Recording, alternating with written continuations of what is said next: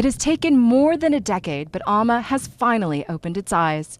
The product of a joint international effort, ALMA is the most powerful telescope available today. With its array of multiple antennae, all acting together as one giant telescope, ALMA can detect the microscopic signals transmitted by galaxies, stars, and invisible planets. 50 antennae are still waiting to be installed, but scientists have already begun work using the 16 that are now operational.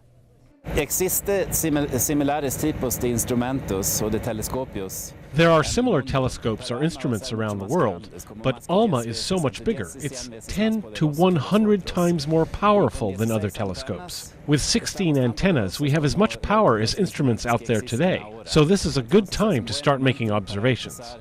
Hacer observaciones con ALMA. The groundbreaking device sits in northern Chile's Chajnantor Plateau in the Atacama Desert, an ideal location for its dry climate and high altitude. Chajnantor es un lugar espectacular. Chajnantor is a spectacular place. It's very dry and the air is not humid. To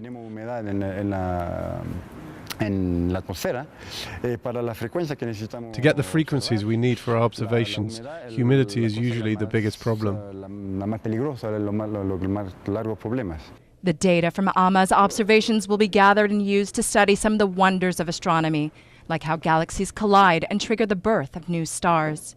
The groundbreaking images have already expanded our view across the galaxies.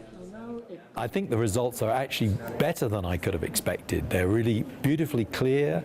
There's nothing that messes up the data. It all seems to come out exactly as we had hoped.